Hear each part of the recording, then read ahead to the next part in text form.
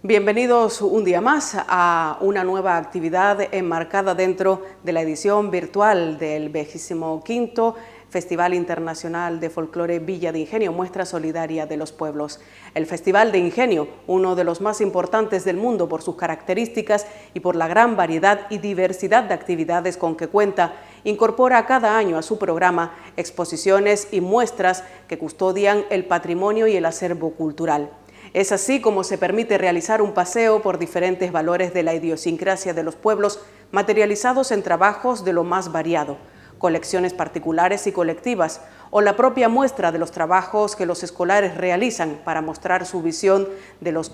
que es la etnografía o el propio festival.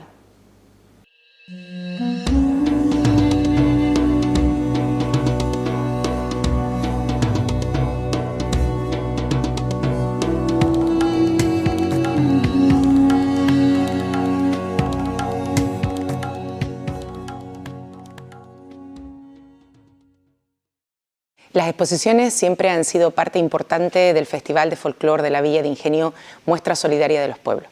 Y en este año continuará haciéndolo, aunque de una manera diferente, apoyado en las nuevas tecnologías de la información, pero que también nos permitirá llegar más lejos. En este 25 aniversario vuelven a tomar protagonismo los niños y niñas con sus dibujos y relatos de la mano del certamen del festival, porque este festival de folclore también es de ellos y de ellas, y lo tienen que ver como un legado que identifica a este pueblo y que nos representa en el exterior.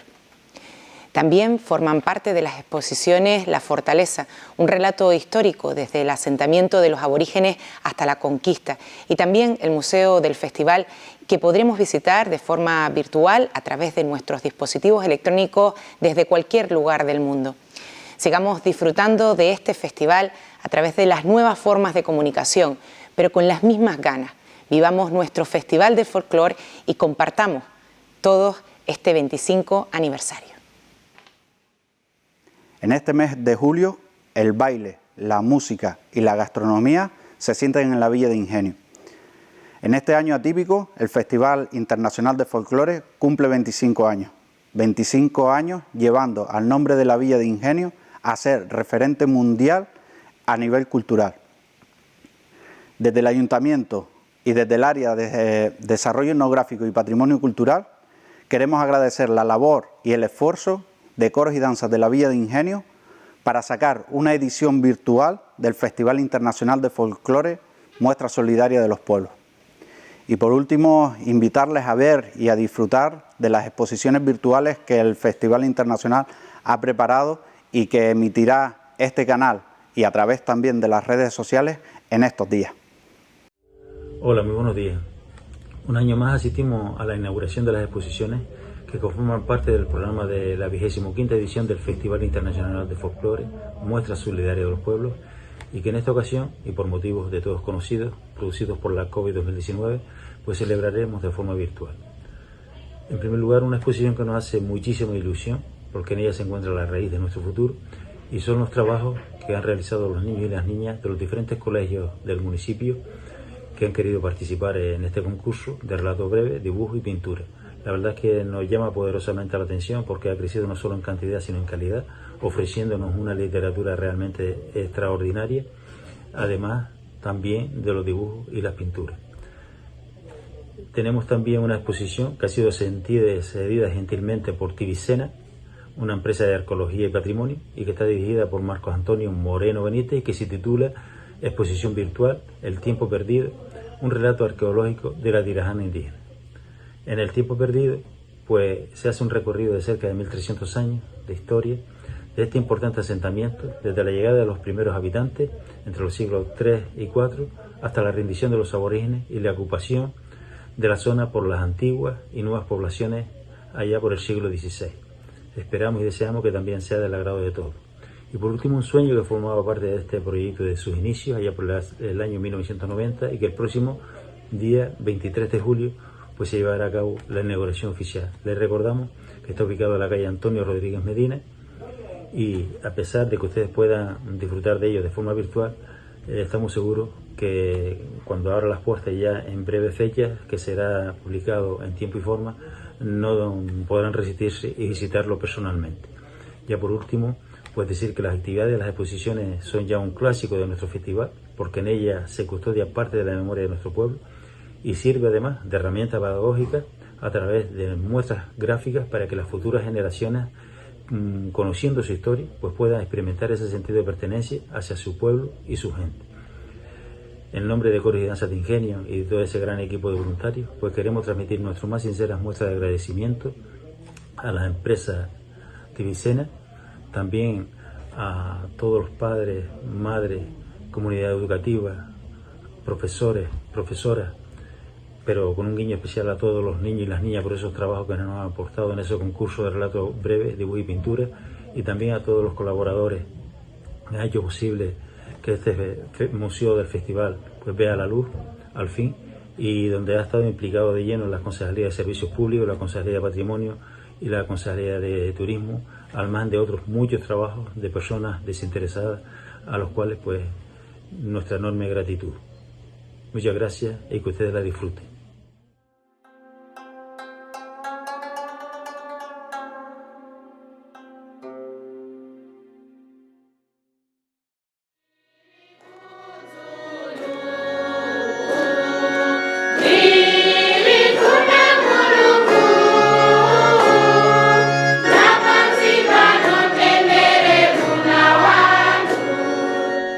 África se mueve.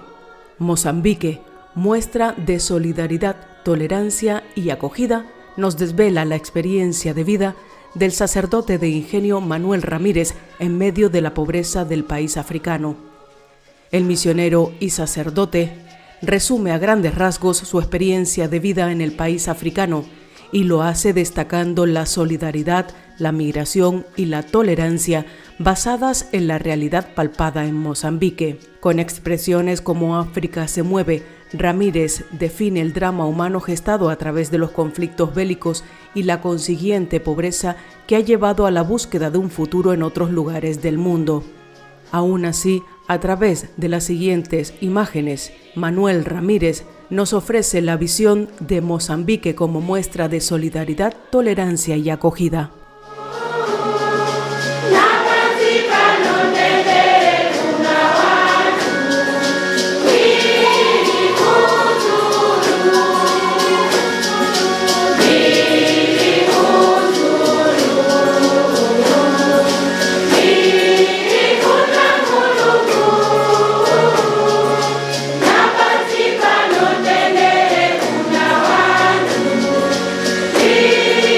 Futu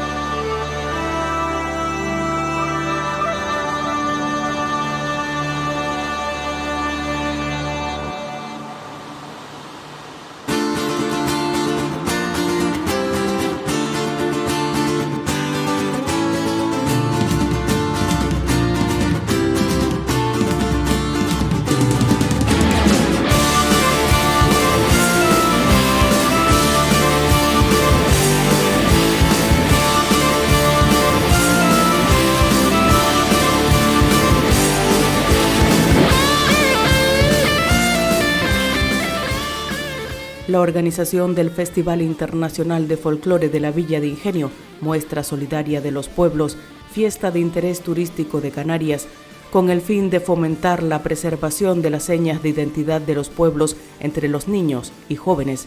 el intercambio cultural, la etnografía, la solidaridad y el compromiso con las tradiciones, todos ellos valores propios del festival, puso en marcha varios certámenes de relato breve, de dibujo y pintura. La finalidad de estas convocatorias es la misma que anima a la organización del festival: fomentar los valores de interculturalidad, tolerancia y solidaridad entre los pueblos. En los últimos años ha gozado de la aceptación y respuesta principalmente de los centros escolares, habiéndose recogido en el presente curso, aún a pesar de las dificultades y de la suspensión de las clases por la pandemia mundial, la participación de más de 200 personas que demuestran una vez más el gran calado que el festival y por ende la cultura, las costumbres y las tradiciones tienen entre los más pequeños. Por lo que podemos asegurar que la semilla está plantada y ahora resta regarla con ilusión y ganas renovadas para que las generaciones futuras sigan manteniendo vivo el espíritu de la convivencia, la tolerancia y la solidaridad que se cultiva en cada edición de este festival organizado por Coros y Danzas de Ingenio con la colaboración del Ayuntamiento de la Villa. Los trabajos, algunos de los cuales han encontrado como lugar de exposición el hall de las casas consistoriales, ponen de manifiesto la concepción que los participantes tienen de la globalización, de la interrelación de las personas, independientemente de su procedencia, raza o religión.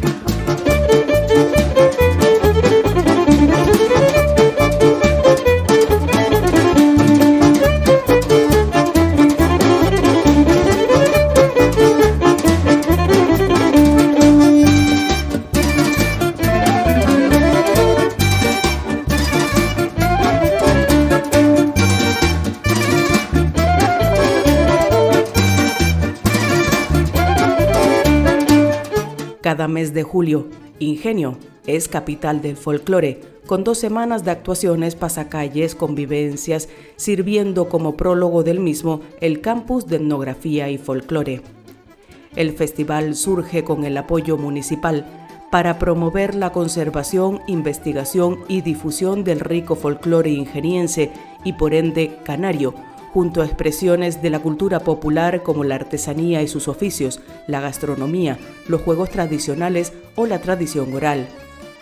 Desde este evento se abre la puerta a grupos de diversos países del mundo para entablar un diálogo intercultural que hermana a los pueblos desde la diferencia y la diversidad, convirtiendo a Ingenio en pebetero multicultural. Desde 2008 el festival es fiesta de interés turístico de Canarias. Te invitamos a conocer la historia del festival a través de una cuidada representación de las expresiones folclóricas de los 5 continentes que en los escenarios y calles de Ingenio han dejado patente que la singularidad de cada cultura es a la vez un puente de entendimiento entre los pueblos. Trajes, objetos, instrumentos y otros elementos tan singulares como extraños completan la muestra y permiten acercarse a la trayectoria de este festival organizado por Coros y Danzas de Ingenio. Este museo ofrece la posibilidad al visitante de realizar su visita guiada usando el lector de código QR en su teléfono móvil. Además, ofrece la posibilidad de realizar un tour virtual por el Museo del Festival Internacional de Folclore accediendo a la aplicación ocurus.com.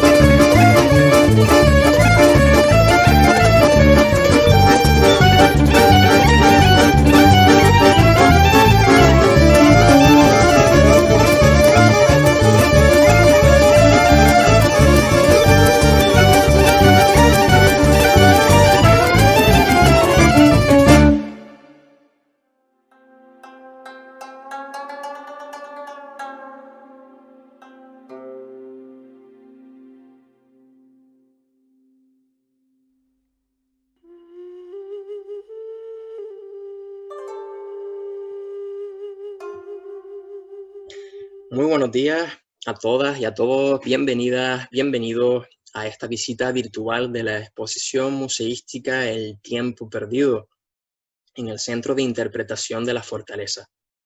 En esta hemos querido reflejar un estudio secuenciado que se ha llevado a cabo a lo largo y ancho de los diferentes espacios arqueológicos conformados dentro de la caldera de Tirajana, puesto que ello nos permite entender esa configuración cronológica en el tiempo desde el momento inicial en el que la población indígena se establece por primera vez dentro de la caldera hasta los momentos finales de dicha sociedad ya en el siglo XV con motivo de la conquista castellana. Estaríamos hablando pues de aproximadamente unos 1500 años de historia. Para ello hemos incluido en dicha exposición museística temporal materiales arqueológicos procedentes de las más recientes excavaciones llevadas a cabo en dicha caldera, así como otros materiales que proceden de la colección privada de Vicente Sánchez Araña y que en su día estuvieron expuestos en el Museo El Jao en Santa Lucía de Tirajana. Pues esperamos que les guste dicha visita y sobre todo que la disfruten, pues de eso se trata. Si bien es cierto que en la actualidad sigue resultando un tanto complejo poder explicar la llegada de esa población indígena a la isla de Gran Canaria, así como las diferentes motivaciones que pudieron conducir a dicha población a ocupar este territorio, lo cierto es que diferentes disciplinas científicas como la arqueología, la antropología, la genética e incluso la filología apuntan todas a un origen norteafricano o bereber de dicha población. Y para el caso de Gran Canaria, las dataciones arqueológicas más antiguas situarían la primera arribada de dicha población aborigen en torno a los siglos I o III después de la era cristiana. Ello situaría la Fortaleza Grande en uno de los enclaves arqueológicos de la isla de Gran Canaria más antiguos. Estaríamos hablando de los siglos V, VI después de la era. Y dichas dataciones fueron obtenidas a partir de los restos humanos encontrados en cuevas funerarias situadas en la parte superior de la Fortaleza Grande. Nosotros nos preguntamos qué papel pudieron desempeñar en vida estos personajes, puesto que están ubicados en zonas de difícil acceso, en cuevas funerarias que no están asociadas a espacios de hábitat, como sí sucede en otros contextos arqueológicos,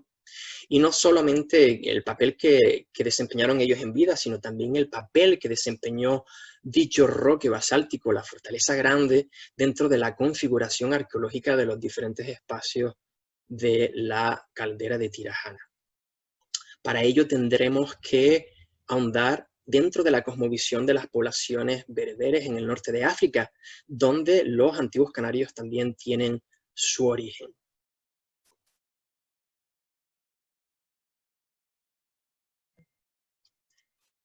Nosotros planteamos la hipótesis de que muy probablemente los antiguos canarios trajeran consigo desde el norte de África la creencia en las montañas entendidas como Axis Mundi. Y este término en latín, que significa el eje de los mundos, hace alusión pues, a determinados elementos del medio natural que por una serie de características simbólicas parecen constituirse como sistemas de conexión entre el cielo y la tierra, como es el caso de las montañas. Sin ir más lejos, la Fortaleza Grande, como pueden apreciar en esta foto, se constituye como una gran formación basáltica que emerge de las profundidades de la caldera de Tirajana y que se eleva hacia arriba como si de algún modo quisiera tocar el cielo. Para estas sociedades preindustriales, estos elementos del medio natural, estos axis mundi, son lugares de vital importancia en sus comunidades, puesto que son esos lugares de conexión con la divinidad. Sabemos por las fuentes históricas que los antiguos canarios creían en una divinidad principal llamada Corán o Alcorán, según las fuentes, y que se encontraba ubicada en la gran bóveda celeste. Además de esas características simbólicas que debe reunir todo Axis Mundi, también tiene que darse la hierofanía, es decir, la manifestación de lo sagrado. Y nosotros creemos que para los antiguos canarios, esa manifestación de lo sagrado, esa intervención de lo divino, se produjo en la manifestación astronómica que acontece todos los años con el ocaso solar durante el solsticio de verano. Como pueden apreciar en esta fotografía, cada vez que llega el solsticio de verano, el sol atraviesa ese túnel volcánico que va de lado a lado de la Fortaleza Grande y proyecta un haz de luz que luego se ve reflejado en la ladera contraria del barranco, desde donde se está tomando la foto. Y todo en su conjunto nosotros creemos que hizo que este lugar no pasase desapercibido para los antiguos canarios, sino que lo considerasen como un gran axis mundi. De hecho, este tipo de espacios, estos axis mundi, se van a constituir también como centros neurálgicos de esas primeras sociedades que se van a establecer en un territorio. Hemos dicho que las dataciones más antiguas para la caldera de Tirajana las situamos aquí precisamente, en la Fortaleza Grande, en esos restos humanos depositados en la parte superior de la Fortaleza Grande, que como podemos deducir, no fueron depositados de forma fortuita, sino de manera intencional, puesto que al depositar los restos humanos de esos personajes relevantes de la comunidad indígena que se establece aquí por primera vez, se humaniza, se consolida el concepto al mismo tiempo de Axis Mundi, se consagra el espacio como un lugar de culto, como un lugar sagrado, y al mismo tiempo se legitimiza la posición de ese territorio por parte de esa comunidad humana que se sienta en él por primera vez. Y es a partir de aquí, de este centro neurálgico, que poco a poco se van a ir constituyendo los diferentes asentamientos humanos a lo largo y ancho de la caldera de Tirajana. Bueno, una vez entendido el concepto del Axis Mundi y la importancia que éste tiene para las sociedades preindustriales, entre las que podríamos incluir a las poblaciones bereberes, el siguiente paso que nos planteamos es la relevancia que pudieron haber tenido estos personajes que habíamos dicho que fueron depositados en esas cuevas de enterramiento en la parte superior de la Fortaleza Grande, para esa comunidad humana que se asienta aquí en Tirajana por primera vez. Si bien es cierto que es un tanto arriesgado volver a hacer por analogía una tentativa de comparación con las poblaciones bereberes norteafricanas, la figura preislámica del morabito, del santón, del mundo bereber, resulta un tanto tentadora, puesto que estamos hablando de determinados personajes que pertenecerían a castas sociales predominantes, estarían rodeados de cierta aureola de lo sagrado, impartirían de algún modo justicia entre esas poblaciones y estarían rodeados de cierta aureola de lo sagrado, como digo, y de cierta reverencia recibida por parte de estas poblaciones, de cierta admiración y veneración, que se va a extender más allá de la muerte. Estos personajes normalmente son enterrados en santuarios que se encuentran dispersos a lo largo y ancho de la geografía norteafricana y que están ubicados en zonas estratégicas como montañas, degolladas, lugares de paso, riscos, y a los que las poblaciones bereberes acuden en peregrinaje para solicitar el favor y la protección de estos individuos, de la cual gozaron una vez en vida. Asimismo, si nos referimos a las crónicas de la conquista, podemos encontrar por analogía una serie de personajes que nos describen las fuentes etnohistóricas como faicanes o faisajes en el caso de los varones, también vinculados al mundo mágico religioso, o el de las maguadas o arimaguadas para las mujeres, también vinculadas al mismo mundo de los rituales. Estaríamos hablando pues también de la misma forma de personajes que llevaban una vida ejemplarizante impartiendo justicia, como nos comentan las crónicas, o que incluso también se dedicaban a recaudar los diezmos o impuestos de la población, transmitiendo pues a su vez toda una serie de enseñanzas para cohesionar y mantener viva la identidad cultural de esa población. Así pues, pese a que es un poco tentadora esta comparativa, pero vemos que casa bastante bien con el fenómeno de los moravitos o santones del norte de África. En este caso, estamos ante la presencia del cráneo 977, que fue hallado en una cueva funeraria, como habíamos comentado antes, en la parte superior de la Fortaleza Grande, por Víctor Grau-Bazas, quien visita la fortaleza por primera vez en el siglo XIX. Este cráneo fue luego depositado en el Museo Canario hasta que hace relativamente poco fue rescatado para efectuar determinadas pruebas de genética molecular, así como dataciones de carbono 14, que nos han permitido en su conjunto llevar a cabo la recreación del busto de ese cráneo 977, y que es el que ustedes están viendo ahora mismo tras esa vitrina. Ahí vemos pues la apariencia física que pudo haber tenido esta mujer de unos 30 años aproximadamente en el momento en el que fallece, y que está datado, como habíamos dicho al principio, entre los siglos V y VI después de la era cristiana. Vamos a pasar ahora al otro panel en el que podremos ver mejor cómo se ha llevado a cabo todo ese proceso de reconstrucción facial, siguiendo, como habíamos dicho, los diferentes datos obtenidos a partir de los estudios de genética y a su vez de la propia fisionomía del cráneo 977. Al mismo tiempo, nosotros nos planteamos si realmente se pudo haber tratado o no de una maguada o arimaguada, como mencionan las fuentes históricas, pese a que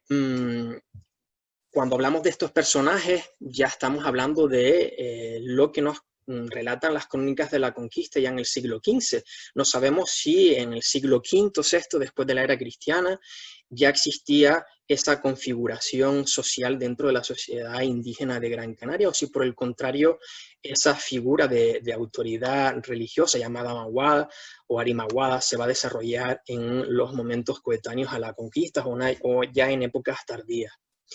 Lo alto también de la Fortaleza Grande, en otra cueva, fue hallado este ídolo de madera que vemos aquí en la margen central derecha del panel, por René Vernon. Y si se fijan, el ídolo, a diferencia de los muchos otros ídolos femeninos que hallamos en Gran Canaria, este no posee ombligo y parece de algún modo representar pues una vestimenta a modo de ropón largo, tal y como las crónicas nos comentan que vestían las maguadas. A su vez, a medida que subimos a la parte superior de la Fortaleza Grande, aunque eso lo explicaremos un poquito más adelante, encontramos también algunos grabados antropomorfos cerca de esas cuevas funerarias, como el que podemos ver aquí también en la imagen, y que nos hace pensar pues, que posiblemente sean representaciones de estos personajes.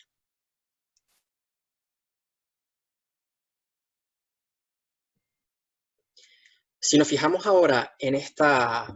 imagen que tenemos en el panel de enfrente, podremos ver tres estructuras circulares que se encuentran en la parte superior de la Fortaleza Grande. Dichas estructuras ya fueron identificadas por el investigador catalán Víctor Grau-Bazas, que sube por primera vez en el siglo XIX hasta lo alto de esta formación rocosa, como braseros. Y efectivamente, a raíz de las diferentes excavaciones arqueológicas realizadas en dichas estructuras y por los materiales hallados en las diferentes capas sedimentarias, se ha podido concluir que en estas estructuras se llevaba a cabo la cocción de la carne de animales sacrificados. Los materiales hallados son principalmente carbones, restos de fragmentos de obsidiana, ese vidrio volcánico utilizado por los aborígenes canarios para procesar los materiales blandos como la carne o las pieles, etc. Y también numerosos restos de huesos de cabras, de ovejas y de cerdos o cochinos. Para poder acceder a la parte superior de la Fortaleza Grande, donde se encuentran estas estructuras, se hace necesario transitar pues, una especie de vía procesional o cursus que artificialmente los canarios crearon mediante pasos, andenes, torretas y muros de piedra que salvan un poco la irregularidad del roque para hacer más accesible y transitable el acceso hasta la cima. A medida que vamos transitando y ascendiendo hasta la parte alta, vemos cómo ese curso está jalonado por una serie de grabados antropomorfos, como el que podemos apreciar en la margen central derecha de esta imagen, de este panel. Nosotros lanzamos la hipótesis, la teoría de que muy probablemente estas representaciones humanas son de algún modo símbolos o representaciones de esos personajes depositados en las cuevas funerarias que se encuentran en la parte superior de la Fortaleza Grande. Todos estos sacrificios animales girarían muy probablemente en torno al culto de estos antepasados fundadores, como ya nos comentan las fuentes históricas. Cuando los antiguos canarios celebraban sus fiestas solemnes, dicen que las crónicas de la conquista, que acudían a estos espacios de enterramiento, visitaban esas cuevas y después celebraban grandes banquetes. Así que de algún modo podemos, sobre todo por la configuración de todo este espacio dentro del conjunto de la Fortaleza Grande, entenderlo de este modo. Pero más allá de ritos relacionados con el culto a estos antepasados fundadores, también creemos que los rituales serían los mecanismos necesarios que esta sociedad indígena de Gran Canaria utilizarían para de algún modo controlar el tiempo. Esos rituales se llevarían a cabo, esas celebraciones, durante los estadios principales y más críticos del ciclo vital de la cabaña ganadera, principalmente en ese primer momento en el que la población indígena de Gran Canaria se establece en el conjunto de la caldera de Tirajana. Ya las celebraciones de carácter agrícola posiblemente tengan un mayor peso, sobre todo a partir del siglo IX, de lo cual hablaremos un poquito más adelante. Asociado al concepto del control del tiempo y de las grandes celebraciones solemnes, tenemos los grandes espacios de almacenamiento. Aquí en la Fortaleza Grande tenemos uno de los graneros colectivos más antiguos y mejor conservados de la isla de Gran Canaria. Sabemos que está en uso por lo menos desde el siglo VI después de la era hasta momentos coetáneos a la conquista europea del archipiélago, ya en el siglo XIV-XV después de la era. Y este granero en concreto, a diferencia de otros que podemos encontrar en la isla, como el cenobio de Valerón en Guía o la Audiencia en Temisa, este en concreto no está fortificado y creemos que eso se corresponde con ese momento incipiente en el que la comunidad humana que se asienta en la caldera de Tirajana todavía no es muy numerosa y por lo tanto el uso de estos espacios es de tipo más bien comunitario, familiar, y todavía las disensiones no son tan graves como si sucede en épocas posteriores.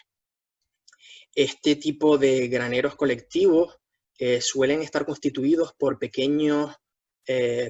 covachas o cuevas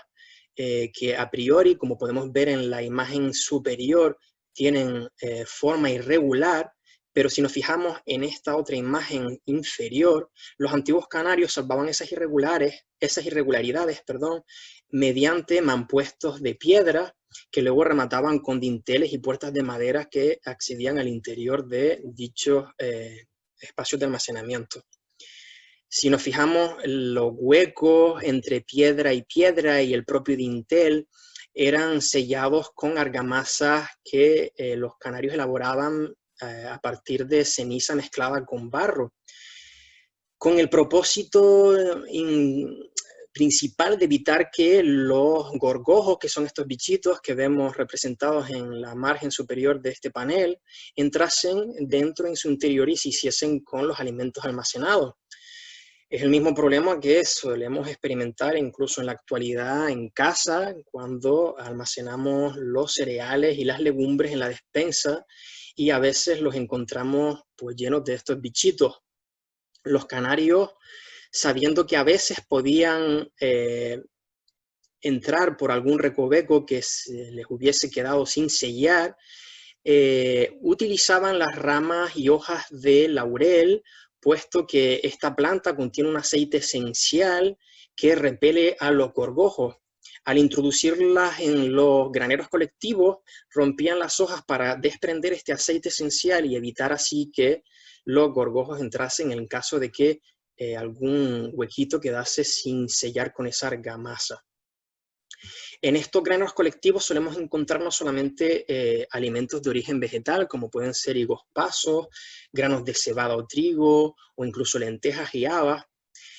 además de otros alimentos de recolección, frutos como el del mocán o las támaras de las palmeras. Pero también encontramos en muchas ocasiones restos óseos de la cabaña ganadera. Sabemos por las fuentes etnohistóricas que los antiguos canarios procesaban la carne de esa cabaña ganadera para conservarla en el tiempo mediante la deshidratación con la salazón o el ahumado. Evidentemente, la carne no se conserva en el tiempo por ser un material orgánico de fácil degradación, pero sí conservamos restos óseos de esa cabaña ganadera, como podemos ver en esta imagen dentro de la vitrina. Además, también encontramos en muchas ocasiones restos de fechillos que conformaban los cierres de las puertas que accedían al interior de estos espacios de almacenamiento, como podemos ver también en la margen superior de este panel que les estamos presentando en la imagen actual. Mediante una especie de llaves o dispositivos de cierre, desde el exterior se podían cerrar o abrir las puertas mediante el accionamiento de estos fechillos. Por lo tanto, estaríamos hablando de ingeniería indígena avanzada, como bien pude. Como comentaba anteriormente,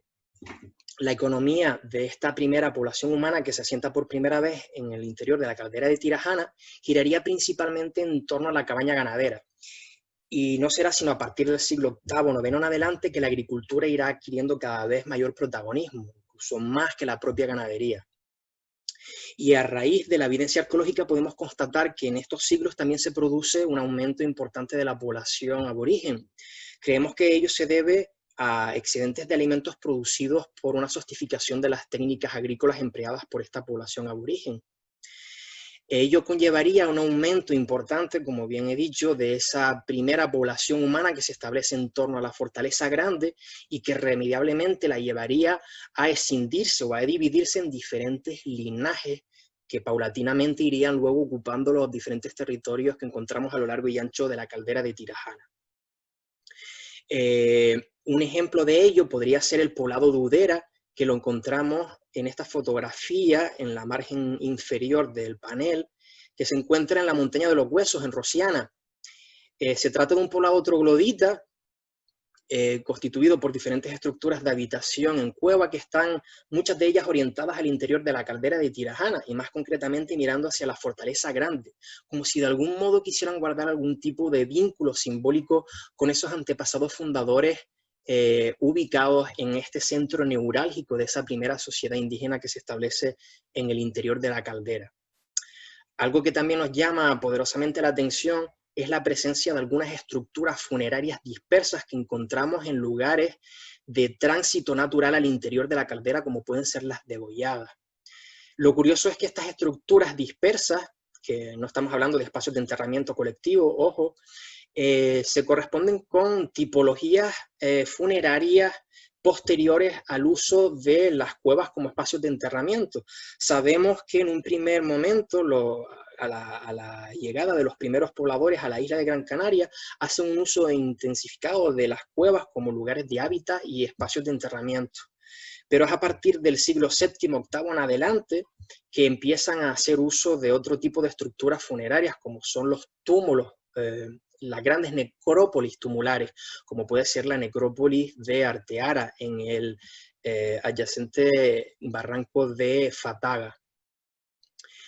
Por lo tanto, podemos concluir que estos individuos ubicados en estas zonas de paso corresponden a esas poblaciones que se van a ir conformando poco a poco en el tiempo y que sobre todo parten a partir de, como les digo, de esa explosión demográfica que se da en un momento inicial a partir de los siglos VIII y IX después de la era. Estas estructuras tumulares están en uso hasta el siglo XII aproximadamente, a partir del cual empiezan a estilarse otro tipo de estructuras funerarias, otro tipo de tipologías como son las cistas y las fosas comunes, las fosas funerarias colectivas, perdón. Por lo tanto, la configuración espacial, pese a que no tenemos dataciones particulares para estas estructuras funerarias dispersas que les comento, que encontramos en esas zonas de paso, pero por las tipologías y por los estudios realizados en otros contextos de la isla, podemos deducir que evidentemente se tratan de espacios territoriales ocupados por poblaciones ya en momentos posteriores, ¿vale?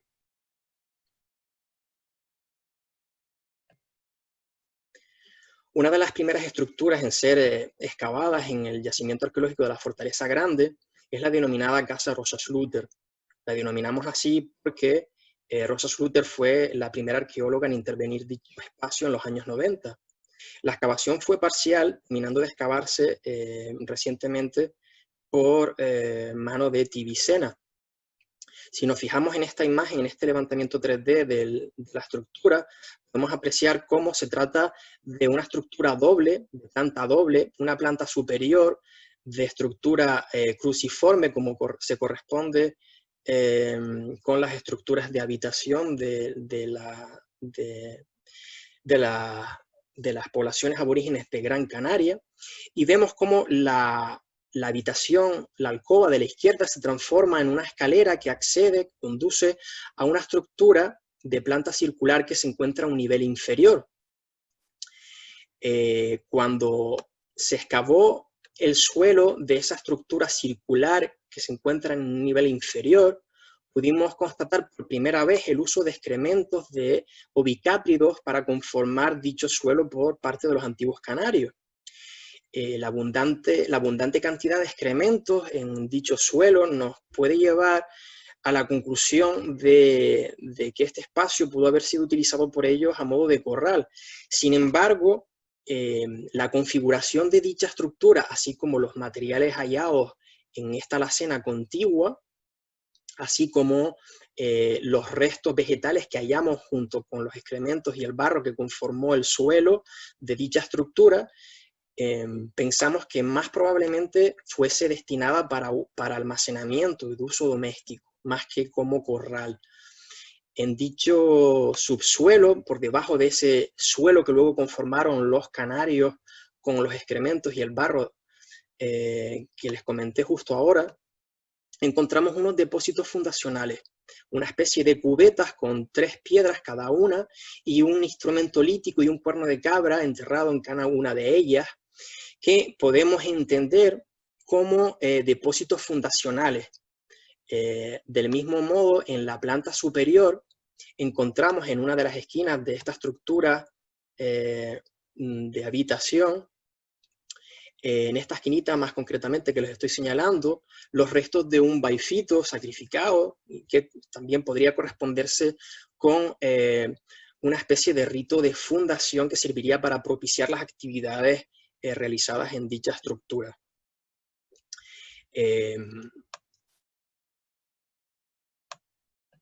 Cuando empezamos a excavar esta estructura circular, nos dimos cuenta, al desmantelar este mampuesto, que los antiguos canarios habían dejado intencionadamente entre las piedras del mampuesto un idolito femenino, que es este que les estoy señalando, que se encuentra en la vitrina, en esta peana a la derecha, ¿vale? Es un ídolo femenino chiquitito, que creemos que fue depositado intencionadamente por ellos para, de algún modo, intentar recuperar el equilibrio perdido de este espacio. Pues pudimos constatar, como bien les comenté antes, que dicha alacena sufrió un incendio que calcinó las piezas y que luego cae en desuso. Este espacio es abandonado. Sabemos por las dataciones de radiocarbono que esta estructura está en uso desde finales del siglo XIII hasta principios, mediados posiblemente del siglo XV. Y una vez es abandonada la estructura, a finales posiblemente del siglo XIV, vuelve a ser reutilizada posteriormente ya a principios del siglo XV, es cuando los aborígenes canarios la vuelven a tapar y la condenan colmatándola completamente de tierra, colmatándola completamente de tierra, lo que termina de fragmentar algunas de esas piezas originales que les mostraba anteriormente en la vitrina. Vamos a volcar la imagen para que las vuelvan a ver. Aquí las tenemos.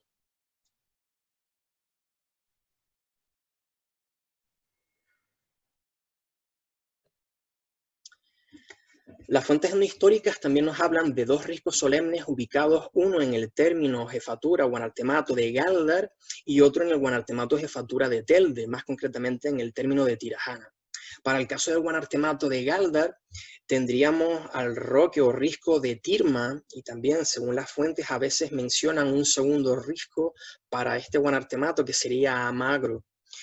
Ambos riscos sabemos perfectamente dónde se encuentran localizados en la toponimia de la isla de Gran Canaria. Sin embargo, para el caso de Umiaya o Umiaga, no tenemos ningún topónimo con dicho nombre documentado en el término de Tirajana, ni tampoco dentro de esa supuesta extensión territorial que abarcaba el guanartemato de Telde. Diversos autores han intentado ubicar la localización de Umiaya en diferentes espacios de la caldera de Tirajana sin llegar a ningún tipo de conclusión final, algunos incluso ubicándola en cuevas como la del Campanario o la cueva pintada de Rosiana. Sin embargo, si nos remitimos a las fuentes documentales, estas parecen indicar que los lindes, por lo menos de este espacio consagrado, se encontrarían en torno a los riscos de Amurga, que sería esa vertical que vemos en esta imagen del panel que les estamos mostrando y que aparece enumerada con estos números del 1 al 6. Si nos fijamos del 1 al 3, incluyendo el 5, serían espacios donde encontramos algunas estructuras arqueológicas a modo de cazoletas y canalillos, lo que se correspondería conforme a las fuentes documentales como lugares sagrados llamados almogarenes.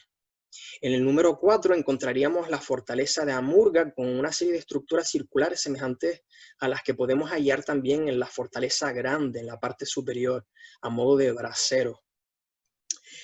Y si bien es cierto que la fortaleza grande se encuentra pues ya en el otro bando del barranco de Tirajana que divide el macizo de Amurga de este otro extremo, también podríamos conjeturar que podría ser o podría formar parte de ese conjunto consagrado del risco de Umiaya.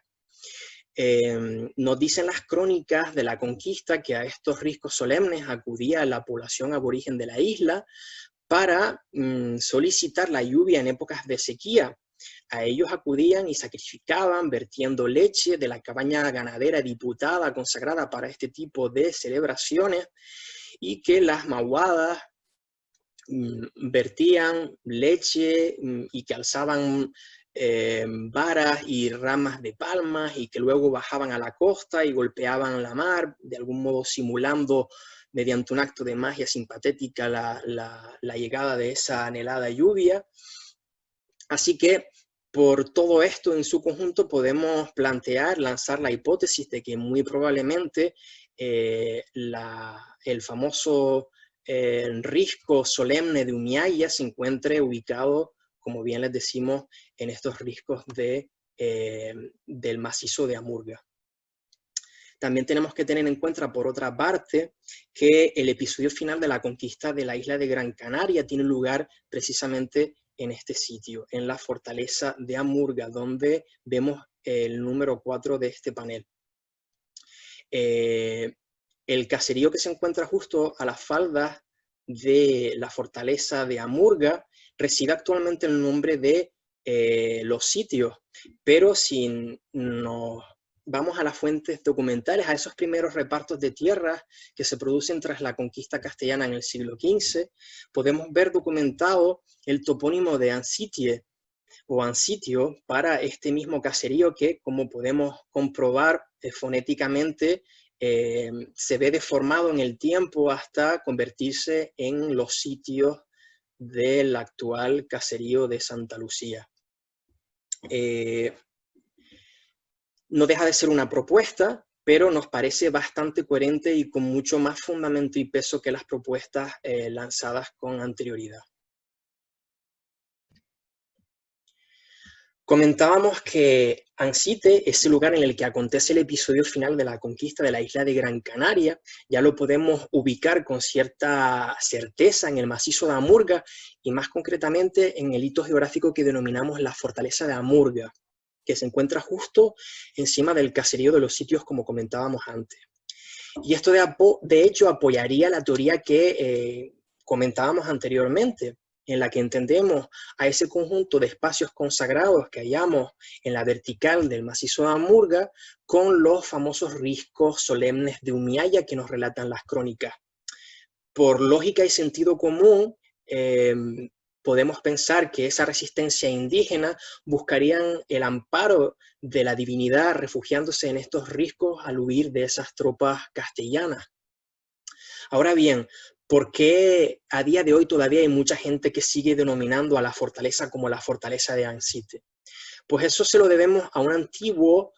alcalde del municipio de Santa Lucía que se llamaba Vicente Sánchez Araña. Es este señor que les estoy señalando con el cursor en esta imagen que vemos en el panel que tenemos enfrente.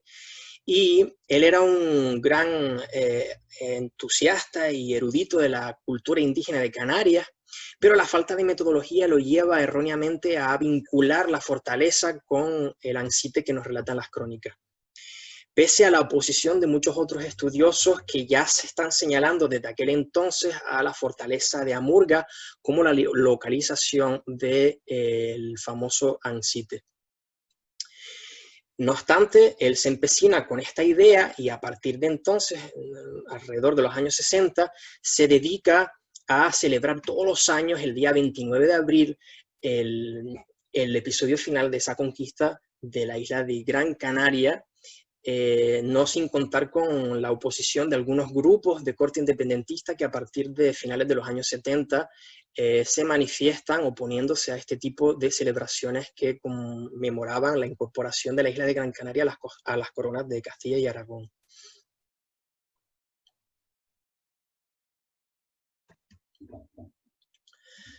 Comentábamos que la conquista de la isla de Gran Canaria se da por concluida un día 29 de abril de 1483, cuando Tenesor Semidán, ya cristianizado como Fernando de Guanarteme, asciende a lo alto de Ansite para mediar la rendición de los canarios, para que se entreguen a las tropas castellanas y con ellos entregasen también a Arminda Masequera, que era la mujer del Guanarteme Bentejuí, quien junto con el Faicán de Telde lideraban esa resistencia indígena. Ella, Arminda Masequera, era la depositaria del poder de los guanartemes, por lo tanto, la entrega de Arminda a las tropas castellanas suponía el fin de la estirpe de los guanartemes. Sabemos también que Bentejuí, junto con el Faicán de Telde, se quedan arriba en Ansite y antes que entregarse prefieren suicidarse ritualmente lanzándose al vacío al famoso grito de Atis Tierna. Y esto sucede, como les comento, un día 29 de abril de 1480. Se estima que aproximadamente unos 2000 nativos sobreviven a la colonización armada de la isla de Gran Canaria en el siglo XV, algunos de los cuales se siguen alzando en las montañas años después de concluida la conquista, aunque la inmensa mayoría termina por integrarse con esa nueva sociedad castellana que se asienta en la isla en esta fecha. Para el caso de la caldera de Tirajana y la paulatina colonización de estos territorios por parte de los colonos, que de algún modo participaron de forma activa en la conquista militar o que la sufragaron económicamente, se lleva a cabo mediante el reparto de tierras y de agua, algunas de las cuales van a ser aprovechadas para cultivos de secano o incluso para la creación de ingenios azucareros, como es el caso del ingenio de Tomás de Palenzuela, que se encontraba donde actualmente se localiza el ingenio de Santa Lucía de Tirajana. Para ello se hace necesaria la mano de obra esclava de población subsahariana y berberisca del norte de África, dado que la población nativa en esta zona de la isla era prácticamente nula en aquel entonces. Por lo tanto, hablamos de una población canaria que se empieza a conformar a partir del siglo XVI, principios del siglo XVI en adelante, y que va a estar comprendida pues por esa amalgama de poblaciones del norte de África, del África subsahariana, como hemos dicho, incluso de la isla, de esos habitantes indígenas y los colonos europeos que proceden no solamente de España, sino incluso de Portugal, de Normandía o de los Países Bajos españoles de aquel entonces. Poco a poco se va conformando en el tiempo pues una nueva sociedad mucho más enriquecida étnica y culturalmente hasta la fecha actual. Prueba de ello también es la prueba de genética molecular, los diferentes estudios que se han llevado a cabo entre la población actual de Canarias y sobre los restos humanos obtenidos en diferentes excavaciones arqueológicas. Pues hasta aquí la visita virtual a esta exposición museística del tiempo perdido en el Centro de Interpretación de la Fortaleza. Esperemos que se lo hayan pasado muy bien, que haya sido de su agrado y sobre todo que hayan aprendido muchas cosas. Muchas gracias por su atención. Buenos días.